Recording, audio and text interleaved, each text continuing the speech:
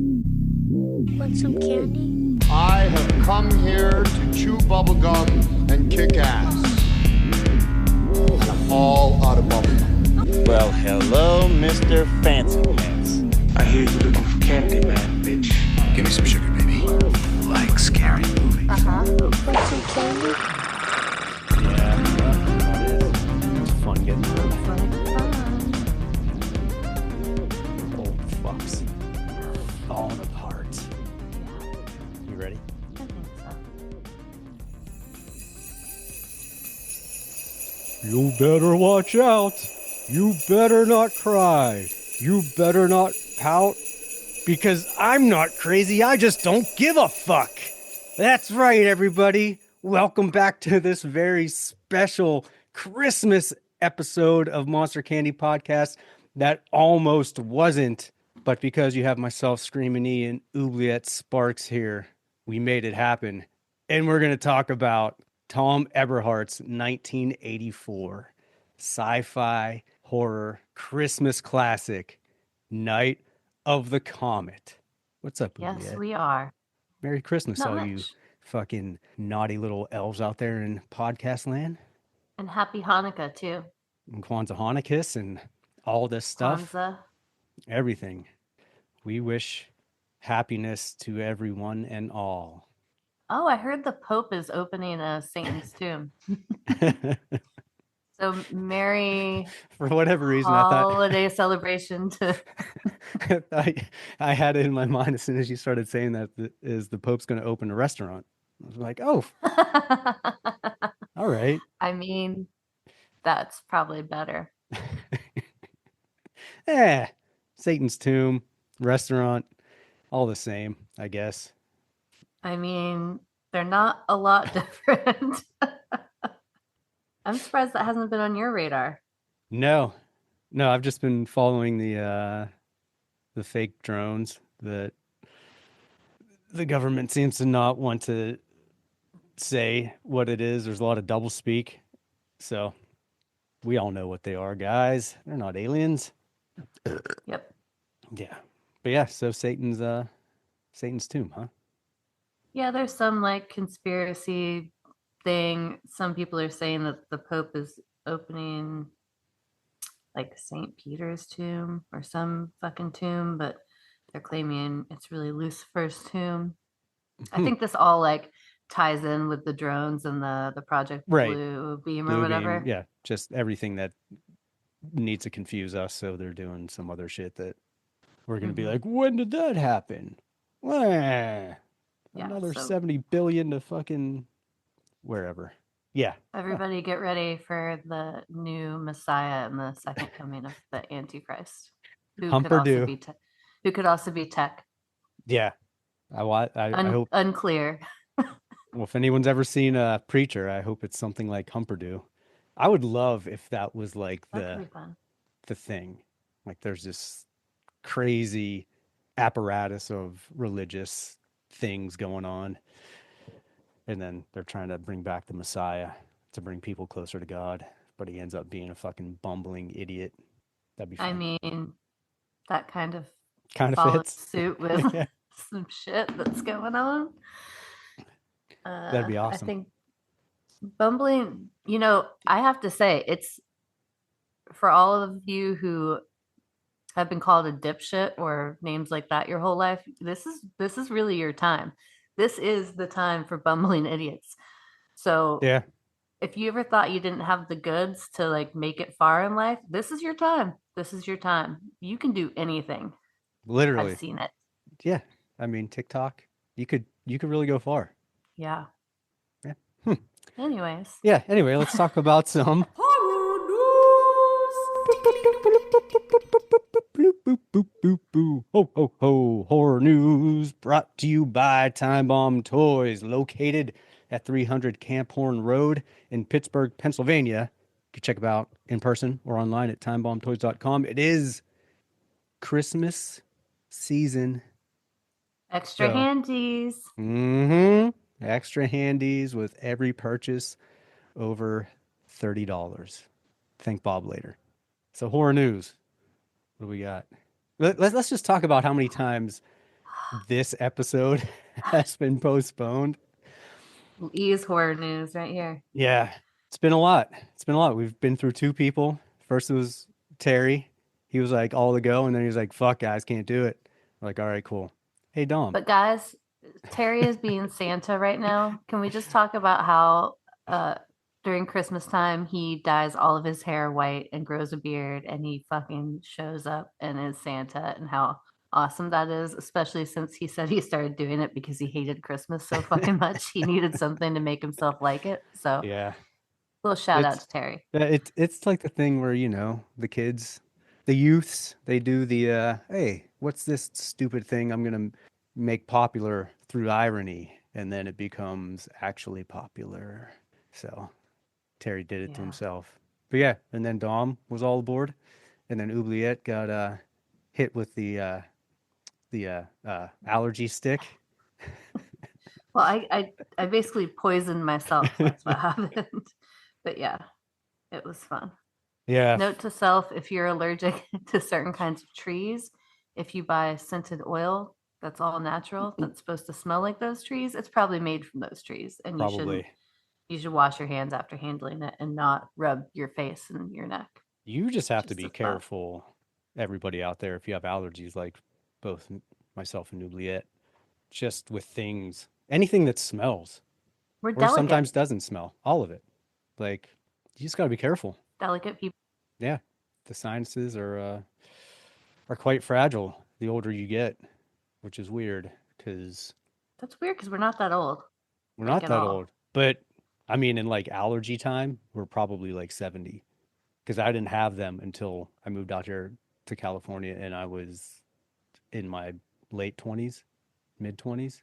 Yeah, I mean, they change every few years too. Like living in Austin, cedar fever was a big thing, and Mhm. it knocks you out and makes you feel like you have the flu, basically. But I had plenty of friends who lived there for 5 to 10 years before they ever had it, and then once they had it, it was a constant thing. So Yep. sometimes, like little things target the histamines in your body, and it's not that much, and then one day your body's like, okay, that's it.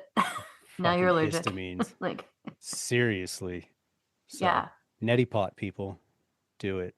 Get all of that yeah, snot and or funk out. Navage. Yeah. Anything that You want it cleanses just the blasted sinuses. in your face? You can something blasted up your nose. Anyway, horror news. Yeah. So I just saw this and it was just posted like 30 minutes ago. Ooh, this is going to be fresh Um, for us right now.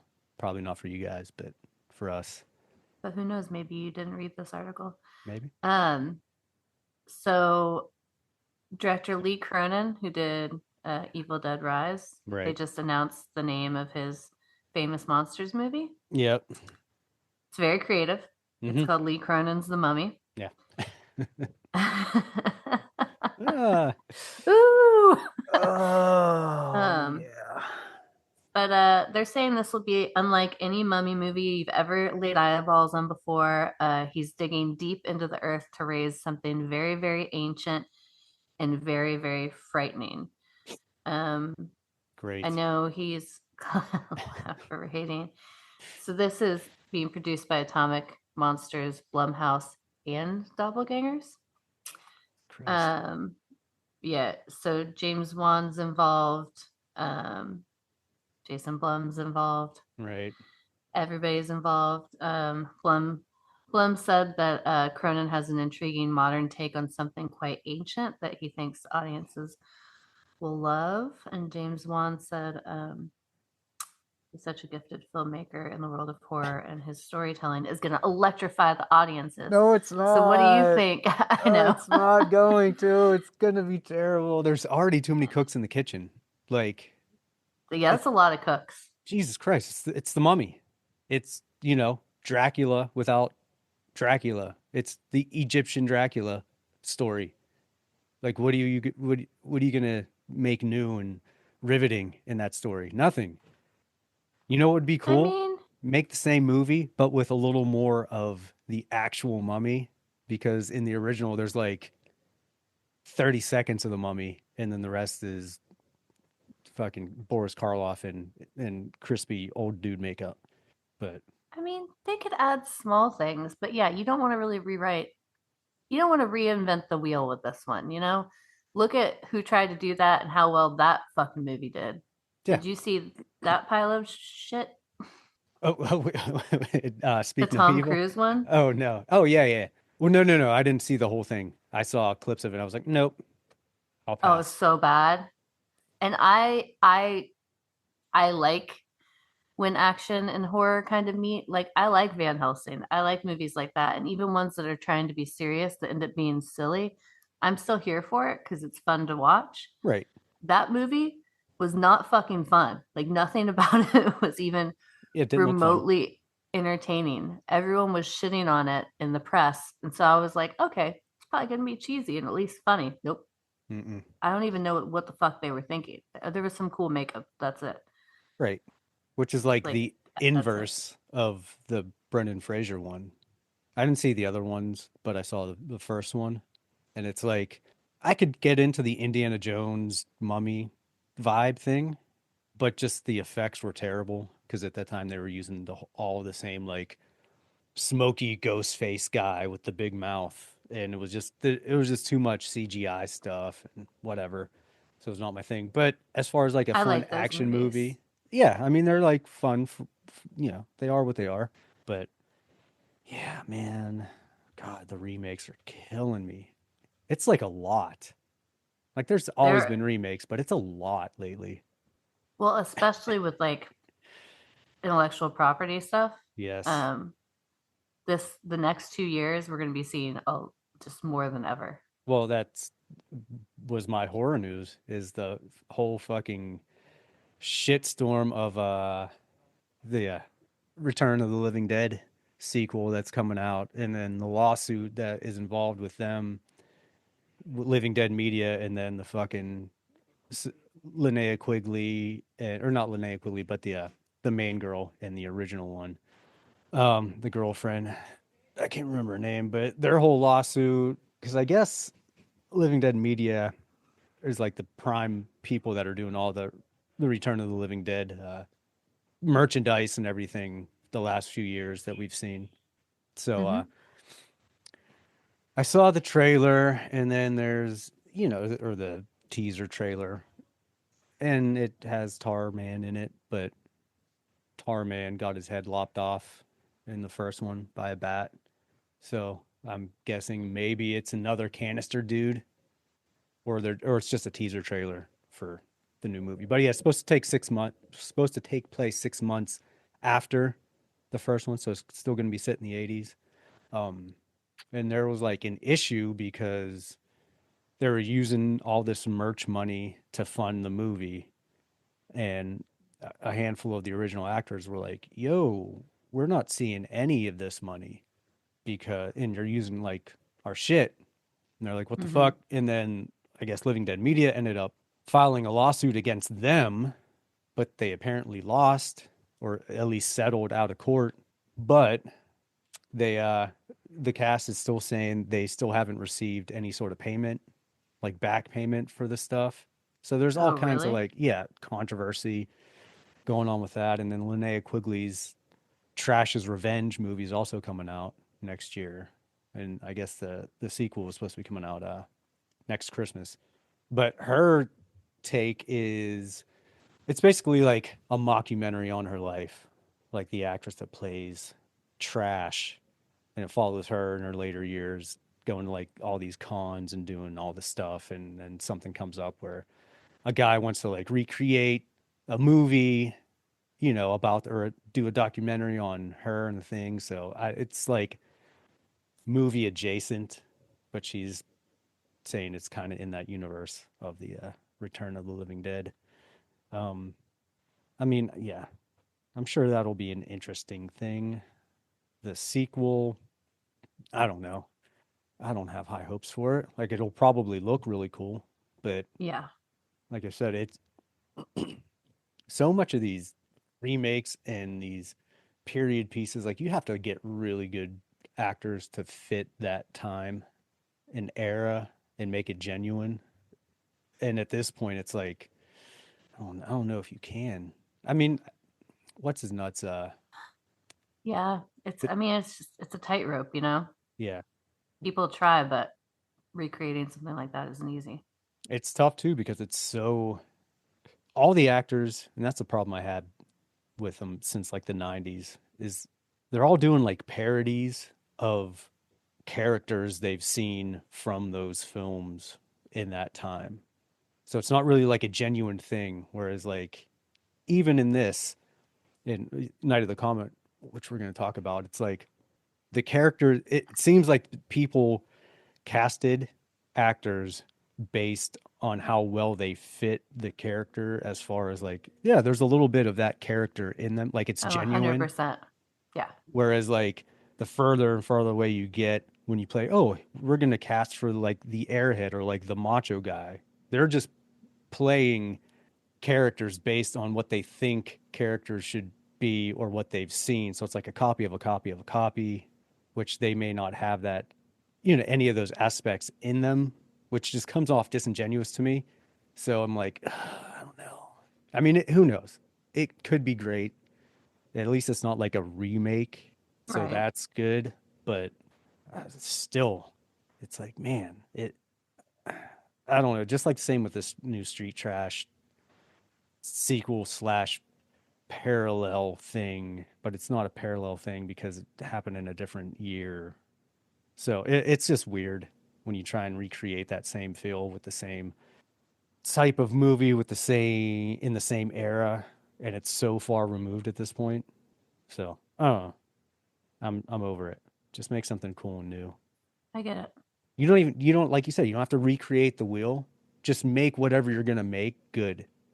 It could be the same stupid story we've seen at this point, seriously. In horror, it's all the same shit. We've seen it all 1,000 times. Just do it well. Like I don't care if it's the same song and dance over and over again. If it's good, or there's all it takes is like one little new thing, like one new wrinkle, and you're like, oh shit, that was cool. But yeah, Meh. yeah, exactly. 2025, the year of meh part 3. Oh, and then there's 28 years later. So That one I'm more excited about. Like, at least that's a continuation of a series that was kind of good. Like, I was just reading about today. There's a movie coming out in April with Al Pacino and Dan Stevens. I don't know if we ever talked about this, but maybe we did. The I don't know. Ritual. Another movie called The Ritual. There's So like yeah, 5 of them. dude, get this. Just listen. So it's about an exorcism, Of course. and it's about two priests, one who's questioning his faith, Okay. Dan Stevens, Right. and one reckoning with a troubled past, Pacino. And they must put their differences aside to save a possessed young woman through a difficult and dangerous series of exorcisms. Right. Based on a true story. Emma course. Schmidt. Now, tell me this isn't the same synopsis of every fucking movie with two priests and an exorcism. Right. Which I would be I know okay it's based on a with true story, but come Right. on. if they could actually pull it off well, but it's just like they just do the same stupid bullshit that the other movies that weren't successful do. And you're like, guys, there's a like a whole diagram on like what not to do. There's a blueprint on what not to do in an exorcism movie, but you guys keep doing it. So get with the program, do something a little different. And dude, how Al Pacino's got to be like 1,000 right by now.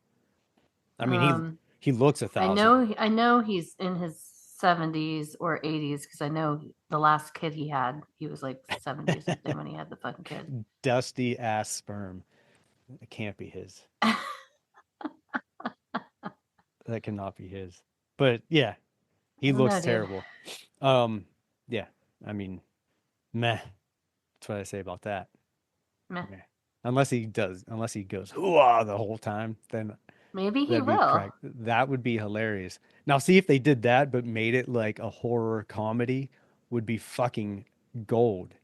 Oh, I'd watch that a million times over. I was actually excited when I read like exorcism movie. I lost my earbud. And Sorry, I got excited there. Woo! I was excited when I read that Al Pacino was going to be in an exorcism movie because I was like, he could be the demon Right. No, or he's some like, kind of badass in it. But yeah. no, he's like a priest that's reckoning whatever, blah, blah, life choices. Yes, by the way, like if you become a priest, you're probably going to have like times of doubt and darkness, just so you know. Right. So And think about that if any of you are contemplating it. the priesthood. I mean, I get it. Like growing up, I mean, sure you had younger priests, but to me, like growing up Catholic, like to me, when I thought of a priest, I thought of like some old fucking just curmudgeon who's no fun and just wants to shame you. Father Oh, Al, R.I.P. I just saw John Waters in the Catholic Church. Ooh, It with was a fun. spicy picture of Santa Claus, which oddly enough kind of looked like Terry. It was funny because there's all these props and all these people are getting up there, and the majority of the attendees at the show were older gay men, drag queens, Naturally. and they're doing lots of fun pictures. But my friend Laura and I got up there, and immediately I saw the leather hat that I needed, and it was funny because the bondage Santa's like, and what do you ladies want Santa to do? And I think Yeah. Laura just looked at him and was like, get on your hands and knees. And he Oh, was like, jeez. wow, that was the quickest anyone Yeah. decided. No And I grabbed the pause. handcuffs. Yeah, she grabbed the paddle and it was a picture. But Nice. but one thing I didn't realize, the Dutch church, it's the oldest church in the US, and that's where we were at. Our oldest still functioning church, something like that. But what I didn't know that was kind of cool is their priest there, not only is he not very old, it's a gay priest. Interesting. Hmm. Hmm. But I always wondered too, just about it, because I wasn't even sure if I didn't know if they actively had one service or if they kind of let all denominations practice in there because they've always had things like, like John Waters or Right. bands play and Yeah. projection shows and stuff like that. Typically But it does was not actually happen. kind of interesting. No, but it was funny watching, a priest and the gentleman who runs Big Gay Hudson announce John Waters in this like beautiful, beautiful, giant old church. Yeah. I Um, mean, I will give it to the churches. They are pretty ornate and awesome. but like lightning didn't strike and like the power stayed on. So I don't know. It was a Yeah. little I weird. mean, I was waiting for a fire. there's a lot of shit going on. God was probably preoccupied. He's like, whatever. Totally. Yeah, he's like, let him have fun. They have no Yeah. idea what's coming. Yeah. I'm gonna throw him a So, bone. Uh so yeah, I yeah, think that's it. yeah, that's all the stuff I got. So let's get out of Boo. All right. Christmas time for Yeah. Night of the Comet. Nick Cage adjacent. I cannot get away from this man. Why So, is it Nick Cage adjacent? well, I'll get into it. Let me read the synopsis real quick, and then I'll get into why it's God Nick damn Cage. it. Dude, I know. All right. A comet wipes Why? out most of life on Earth, leaving two valley girls fighting against cannibal zombies and a sinister group of scientists. So, Thom Eberhardt got the idea for this movie from Valley Girl. Ugh. Yeah. I mean, Valley Girl is a great movie. It's funny or whatever, but good thing for director commentaries when he said that. I was like, you son of a bitch.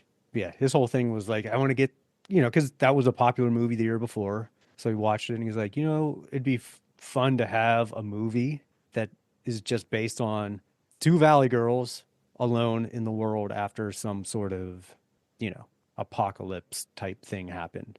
So that was that. And then it's funny because he just basically made or like thought up the movie as he went.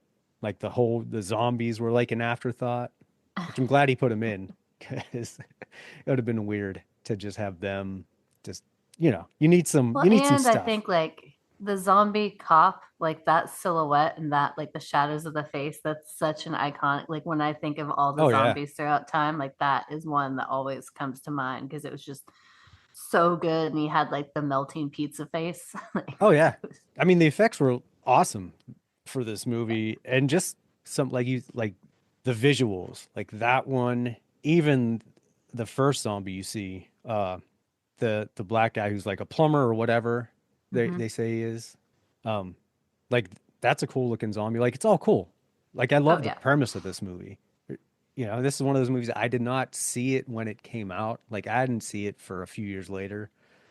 Um, it was another one of those movies where it was just always on the Thursday night movie or the Sunday afternoon movie thing. Like, so you would see it, but I never saw it. And plus, not really for this movie, but all those ones would always be cut up because it's network TV. So they'd always cut out Right. good shit. But yeah, I probably didn't see this until I was like fully until I was a teenager at some point. But Yeah, I was probably a teenager too when I yeah. saw it, preteen or teenager for Yeah, sure. like you said, like I remembered certain parts, like, oh yeah, I remember that. I remember seeing that. Like that sticks in my head. Yeah, there's lots of parts, like even if you think you haven't seen it, I think a lot of people watching it realize they have. And there's so many kind of iconic silhouettes or the way things look, or just parts in this movie that have been like used again. Like Kelly Maroney's cheerleader totally reminds me of that video game Lollipop Chainsaw. Oh yeah. I feel like she Mhm. had to have been one of the inspirations for that. And it's just, if you could ball up the 80s and put it in a movie, this movie is just so 80s. Even like, I mean, within the first few minutes, you have someone's stepmother going from backhanding a teenager to just punching her right into the Christmas tree, and party goers just looking like it was just Right. Like, another. yeah, whatever. Which, she was talking back. dude, one of the best things about this movie is the fucking dialogue, which I quoted in the beginning. The Oh, yeah. fucking, the bad guy going, Lee. I think his name is Lee. Willie. I'm not crazy. I just don't give a fuck. Like that's a great line. But then that scene you're talking about, where she goes, she's giving her shit for her sister being out or whatever, and then she's talking about her affair thing, and she's just being an asshole, and she's like, "You were born with an asshole, Doris. You don't need Chuck." And then that's when she hits her. I know, dude. It was, yeah. This movie has some great one-liners. It does. But it also, like you were kind of talking about in horror news, trying to cast movies like this. Every character in this was believable. Like even the female scientist who's just like fucking over it once she finds out what they're really doing. Like she seems like the type who would just off herself while smoking a cigarette and like put her shades on. Yeah, the fucking like, Mary, ridiculous. Yeah, Mary Warnoff from Warnoff. Yeah, from Rock and Roll High School. She's the principal. Oh, I didn't realize She's been in a that. bunch of stuff, but it's like, Yep. yeah, like that's a thing, man. Like actors after I mean, it kind of trickled through the 90s, but a lot of those people were actors in the 80s or early 70s or whatever. But the casting is you were casting people that had those kind of qualities, even if it wasn't like, even if they weren't airheads or like total macho idiots, they still had that, like a little bit of that in them, in their personality. So when they would, amp that up, you're like, yeah, I believe it. I believe that. Like Kelly Maroney, she's not an idiot or like an airhead or anything like that, but she is a little bit like aloof or like nonchalant or like blasé about stuff. So that part was like totally amped up in her character. And you're like, yeah, I believe that. Yeah, I also liked how sexually forward the women were. Like in a lot of the 80s movies, it's the guys being kind of rapey and ridiculous, and the women just being like, hee, and, running around with their Yeah. tops off, because that's what we do. Yeah. But I liked that this one, like Catherine Mary Stewart was like, I'm going to play pinball. I'm going to fuck this projectionist. I'm going to play some pinball afterwards. And then, like, that dude dies, and maybe 30 minutes later she meets Hector, and she's kind of sitting on the couch like, I don't know, Yeah, she's I might like this guy, right? Which, and at the why end not? when Kelly Maroney and that guy pulls up in the car, she's Dude, just like, DMK. fuck yes. Yeah. Which is a great callback, but again, which was like an afterthought. He's like, how am I gonna make, like, what am I gonna do here? Like, it can't just end, like, whatever. she can't be alone. And he's like, oh, I'll just bring back this DMK guy who, Catherine, Mary, was it Catherine Mary Stewart? Is that her name? Yeah. Was trying to wipe out his score when she's playing the arcade game. She's like, son of a bitch, it's DMK guy. But like stuff like that was great. And yeah, for also PG-13 guys. Yeah. Lots of language. No bare tits, but Kelly Maroney is definitely dancing around in something revealing, so you could see her Yeah, boobs. she's got like a teddy on. Yeah, but that was the '80s. That's the fun of the '80s. Yeah, nothing crazy. I also love that when they get to the mall, the bad guys are these like stock boys that Yeah. decide that they're going to take over the mall, and they're basically this like goth dark wave band. Yeah. When Yep. you see them, I remember being like, when I was a teenager, preteen, and first seeing this, and being like, those guys are definitely in a band, and trying to like look up who they were to see who they were, because I was like, there's no way. That whole scene is awesome because they're introduced and you're like, what are they? Some kind of gang? And like, oh, they're taking over the mall. And then he goes on this big like dissertation of like the hierarchy of retail and now how Yep. they own the mall. I'm like, dude, that's kind of brilliant. And it's, No, I it mean, was the awesome. movie starts off in a movie theater, which is like quintessential, not even like 80s, but that retro 80s, 50s type of thing where it's, dude, where would teenagers be? The movie theater Right. or the mall or, the arcade or wherever, the diner. Totally. So I love that. I don't know. I thought there's not too much I didn't not like about the movie. It's fun, Me campy, neither. and there's zombies. And the pacing's good. Like the mall would have kind of been akin to like the club scene in Terrifier 2 or these other scenes that kind of make movies too long. Right. But it was perfect for this movie because, yeah, if the teenagers didn't end up at the mall, that would have been fucking weird. Right. And it did kind of make the segue into the kind of medical part a little easier. Right. And less of like its whole own movie. By the way, the medical thing, I just love how the main actress is like down in this like almost like bunker lab, just fucking chain smoking. Yeah. Chain smoking her ass off as they're trying to, figure out a cure for this outbreak. And I loved how bubbly the nurses were when they were about to just suck all the blood out of the kids. They're like, Oh, you're yeah, it's gonna like, go no see thing. Santa. Yeah. Aren't you excited? Yeah. You can be with Santa forever. Yep. Yeah, that was It was good. like my one issue with it was not that the transition was bad, but it was kind of abrupt. The switch over. It was, but I think the mall helped it a little Right, bit. right. It's not a thing that like bothers me, but if I were to pick something or like change it, I would have had. I mean, I know they introduce the scientists early on when they're in the radio station, which is fine, but like I kind of wish they had more of everything kind of sprinkled through it.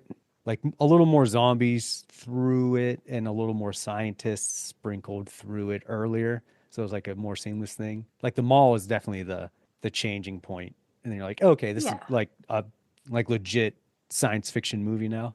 Right. I mean that was really my only other thing. And oh yeah, go ahead. Okay, they get these Mac 10s, right? Mm-hmm.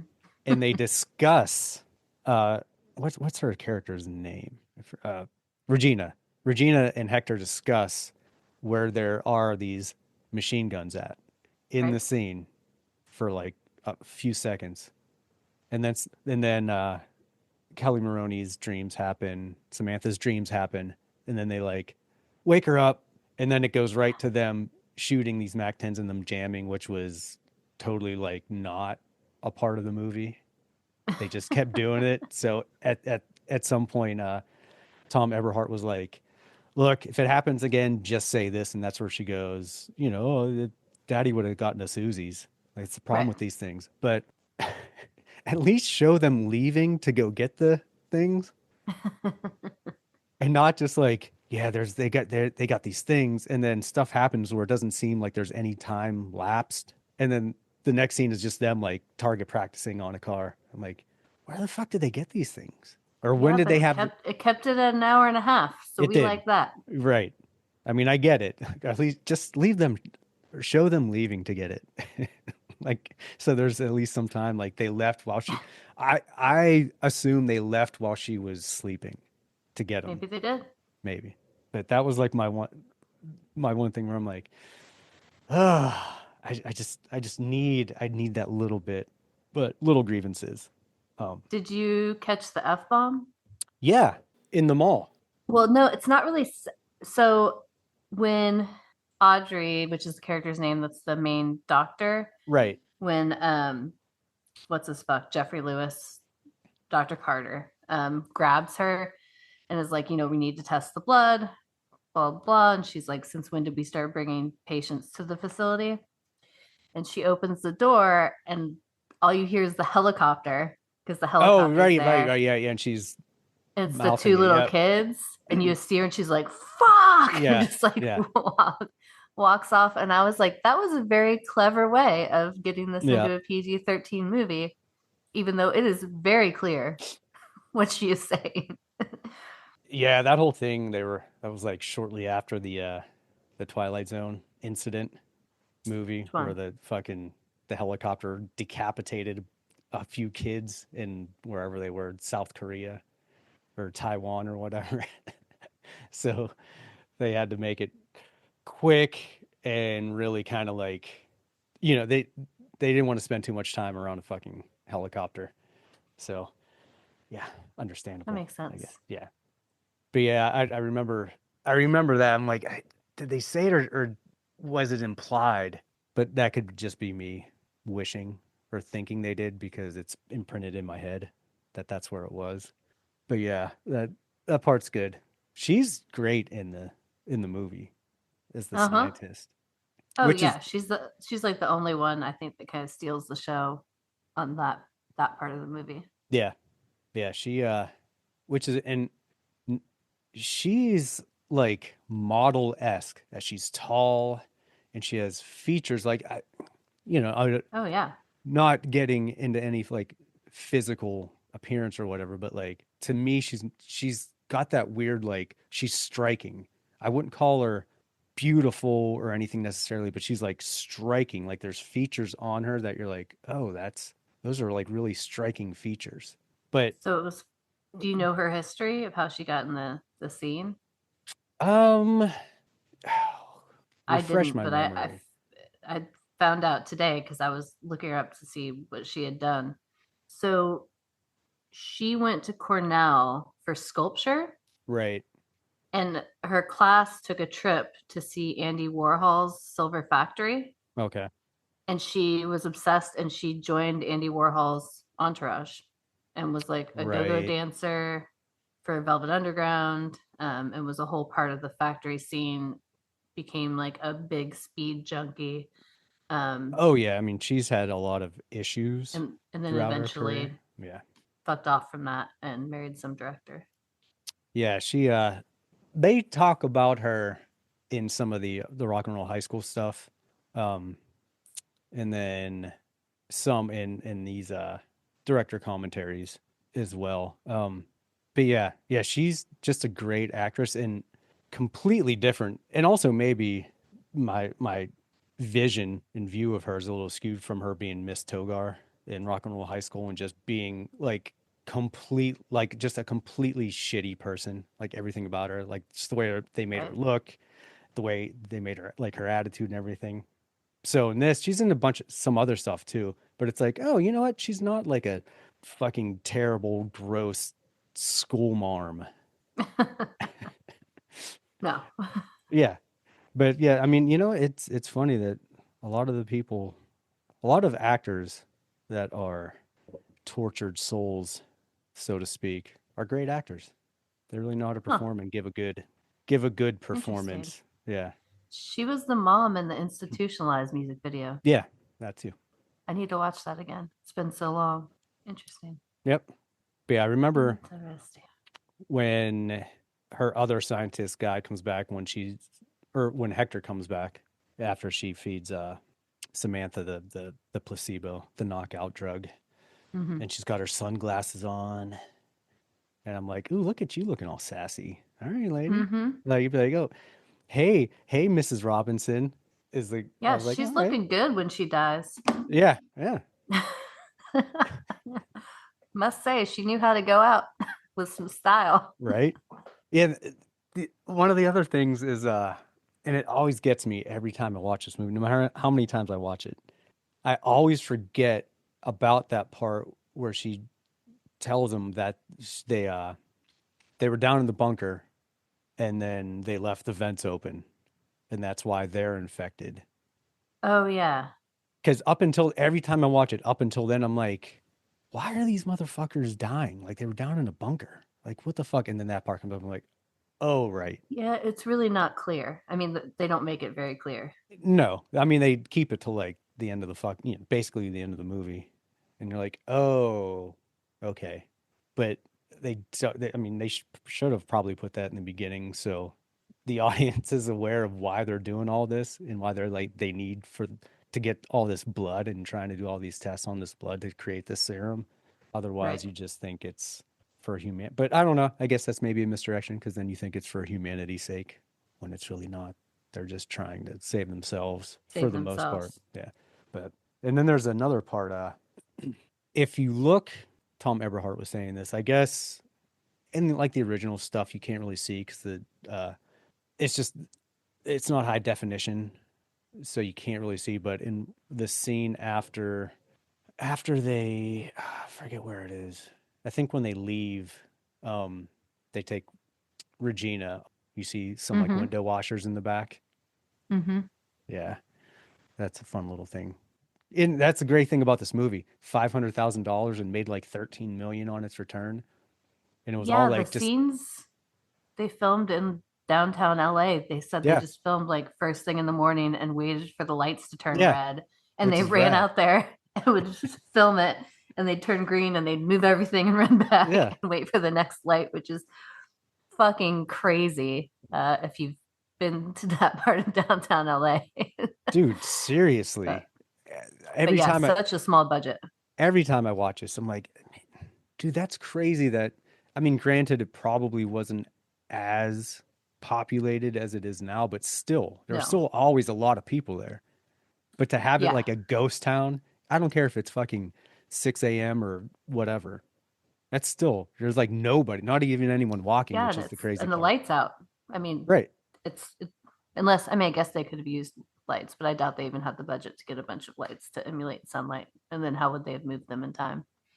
Yeah. No, Yeah, he said they just used like a red filter interesting. to do Yeah, it the was some renegade type shit to yeah. get I'm some like, of God these damn. shots. But But yeah, I think that's what makes this movie great. I mean, this is, the stuff you don't see anymore. This is kind of old school filmmaking. Like the effects were really practical. Um, other than like the weird yeah. when the comet came, that was Yeah. like the worst effects I've ever seen. I I mean, had forgotten how bad it was, and I was like, "Oh yeah, ouch!" hey, you sometimes it is what it is. It's fine. It looks It's like Lisa Frank wallpaper. fine. Yeah. I mean, but it still has the charm that we love, so we'll allow it. Yeah, I thought this movie was super fun. And I think anyone that is like a big fan of 80s movies and can't see this is one of those movies where it is campy and just like it's fun campy. There's got some sci-fi horror stuff in it, but it's all on purpose, but done on purpose in the right way. Like his whole thing was like, I'm just having fun. I got this much money. We're just gonna do what we do. Like this is the story. It's nothing too complicated, but I just want to make like a fun movie. So Right. it's like naturally campy, which is a problem because people try and make a campy movie. Like let's make this look stupid, which works for stuff like Thanksgiving or Thanksgiving. Like okay, yeah, it's a Oh fucking yeah. turkey. Like we got it. But there's other movies where they're like, we want to make like a schlock movie, so we want to make this purposely stupid looking. Where it's like he was doing stuff where he's like, all right, I know this is kind of silly and it's fun, but I still want to make it look good. Right. So there's a contrast there, which I think translates far better than just, who cares? Let's just make it look stupid because this is stupid and that's what we're making. It's like, no, man, like really make a good product, even if it is silly and campy, because it'll Totally. come off way better. That's like the biggest thing I loved about this movie. And I mean, the actors were good. All of them were good. The premise Yeah, is great. it's solid. Yeah.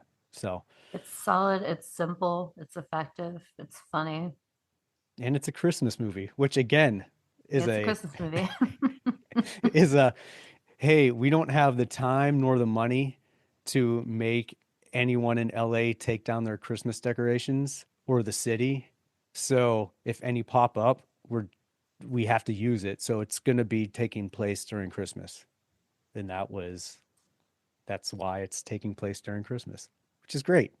I'm like, yeah, use what you got. I'm like, okay, we're just going to make this. That's the whole, it goes along with his whole like developing this movie as it goes on. It's like, oh shit. All right. We're going to end up shooting in like late November, early December. There's going to be Christmas shit up. How am I going to work this into the movie? Oh, well, Right. I'll just have to make it during Make it Christmas. Christmas. Right. And I'm glad they did because I mean, there's, some good Christmas movies, Gremlins and There's a other, couple.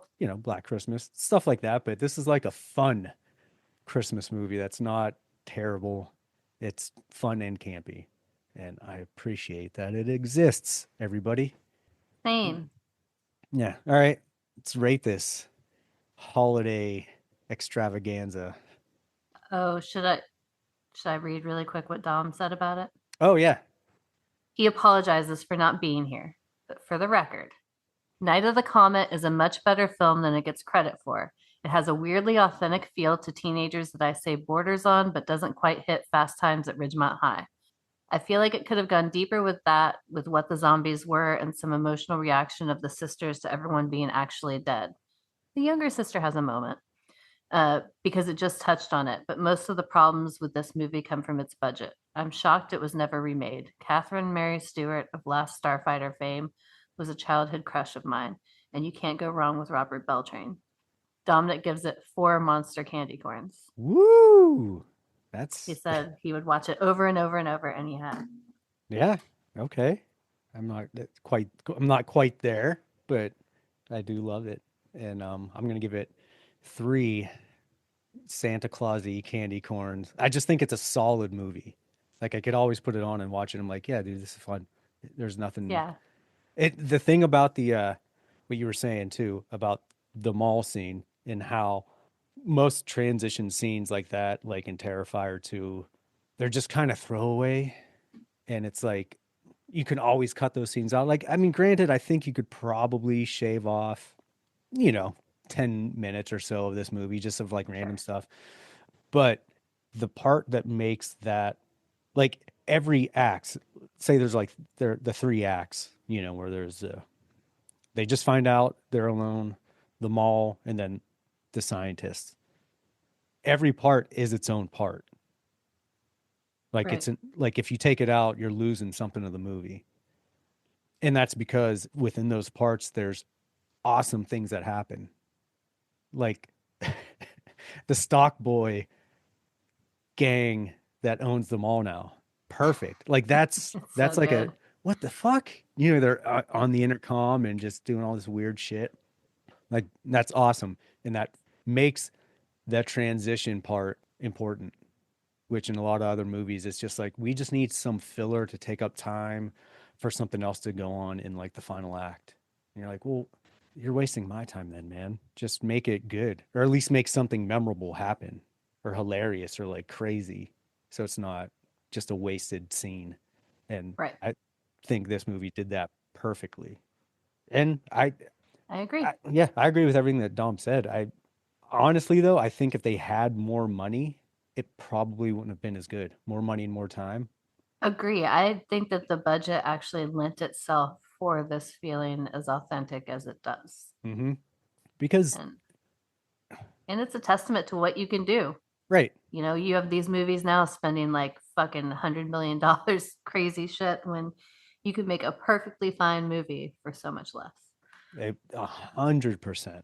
Because you have, okay, you know, all right, I have to get this point across and it has to be good. So I got to trim out all the fat and just focus on what needs to be focused on, which movies that are 2.5 hours long, you know, doesn't need to be 2.5 hours long. There's no reason for it. Zero. Right. So, but you know, people have short attention spans, even within the parameters of like a long movie. So they always just need something happening for them to feel like they got their money's worth or whatever. I'm like, dude, just give me the good stuff and get me in and out, and I'm perfect. So yeah, that's what I think. What about how many candy corns? Oops. I am going to give it 3.5. So we have an Ooh. average of 3.5. Hell yeah. I love it. We do. We all think you should see this movie. I think this is a good, if you watch were it while you're opening presents. perfect for Christmas, a good gateway movie into like 80s horror or 80s sci-fi horror, I think for sure. Like if you're just getting into the 80s stuff and you're not too sure, like this is a perfect bridge between the campy and the serious and the good acting and the ridiculous. So I've honestly never met anyone who dislikes this movie, which I can't don't really think I say have for a lot either. of stuff. Everyone's always like, yeah, dude, Night of the Comet, that movie's fucking rad. You are correct, sir. It is a rad movie and a Christmas movie and something you can cherish all year round. And that's the other thing. You don't need to only watch it during Christmas. It plays all year round because there's only a little bit of Christmas in it. Otherwise, you would never know. And being in California helps because there's no snow, so it's not like Right. It doesn't look Christmassy. right. But yeah. So I don't know. You ready to get out of here? I don't know. You want to do another movie right now? Oh. I'm just kidding. Sure. I'm kidding. He has to get ready to get out to the burg. I do got to get out to the burg. I'll already be in the burg while this drops. Kids. Yeah. But yeah. I'll be in Altoona, hopefully not at the McDonald's where Luigi was arrested. Yeah. Mickey D's. And I won't be eating Altoona pizza, which has now gone viral on the internet.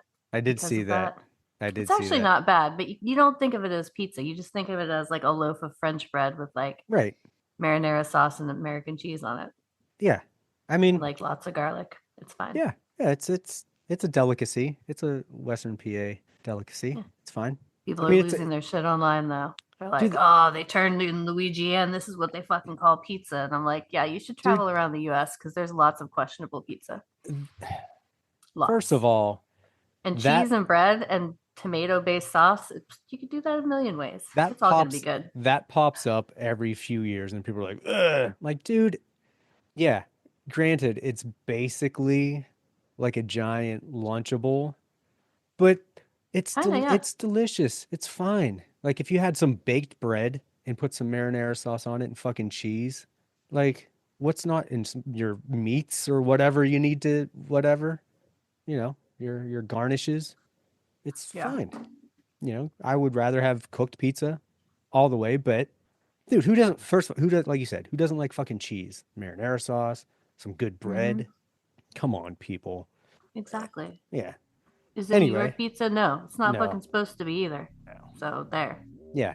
Eat dicks, you jerks. Anyway, Merry Christmas. Merry Christmas. Yeah. Merry Christmas to everyone out there. Merry Christmas. Well, Merry Christmas to Mr. all. Fancy. To all. Oh, Candy, good man. night. Give me some sugar. Later, dudes. Like scary Bye. movies. Want some candy?